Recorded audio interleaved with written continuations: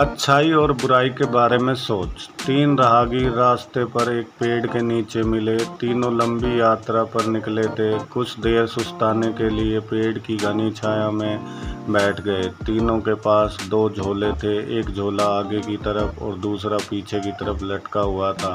तीनों एक साथ बैठे और यहाँ वहाँ की बातें करने लगे, जैसे कौन कहाँ से आया है, कहाँ जाना है, कितनी दूरी है, घर में कौन कौन है। ऐसे कई सवाल जो अजनबी एक दूसरे के बारे में जानना चाहते थे। तीनों यात्री कद काठी में समान थे, पर सबके चेहरे के भाव अलग अलग थे। एक बहुत थका निराश लग रहा था, जैसे सफ़र ने उसे बोझिल बना दिया हो।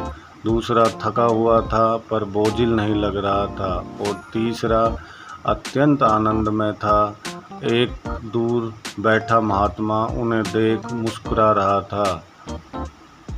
तभी तीनों की नज़र महात्मा पर पड़ी और उनके पास जाकर तीनों ने सवाल किया कि वे मुस्कुरा क्यों रहे हैं। इस सवाल के जवाब में महात्मा ने तीनों से सवाल किया कि तुम्हारे पास दो झोले हैं, इनमें से एक में तुम्हें लोगों की अच्छाई को रखना है और एक में बुराई को, बताओ क्या रखोगे। एक ने कहा, मेरे आगे वाले झोले में मैं बुराई रखूँगा ताकि जीवन भर उनसे दूर रहूँ, और पीछे अच्छाई रखूँगा। दूसरे ने कहा, मैं आगे अच्छाई रखूँगा ताकि उन जैसा बनूँ, और पीछे बुराई ताकि उनसे अच्छा बनूँ। तीसरे ने कहा, मैं आगे अच्छाई रखूँगा ताकि उनके साथ संतुष्ट रहूँ, और पीछे बुराई रखूँगा और पीछे के थैले में एक छेद कर दूँगा, जिससे वो बुराई का बोझ कम होता रहे और अच्छाई ही मेरे साथ रहे। अर्थात वो बुराई को भुला देना चाहता था।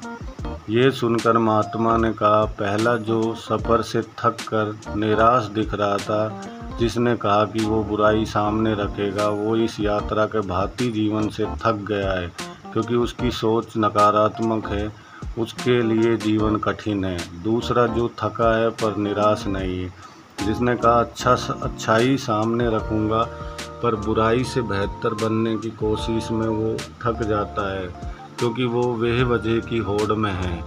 तीसरा जिसने कहा वो अच्छाई आगे रखता है और बुराई को पीछे रख उसे भुला देना चाहता है, वो संतुष्ट है और जीवन का आनंद ले रहा है। इसी तरह वो जीवन यात्रा में खुश है। दोस्तों, अगर मेरी वीडियो अच्छी लगी हो तो लाइक एंड शेयर करें और मेरे चैनल को सब्सक्राइब करें। धन्यवाद। जय माता दी।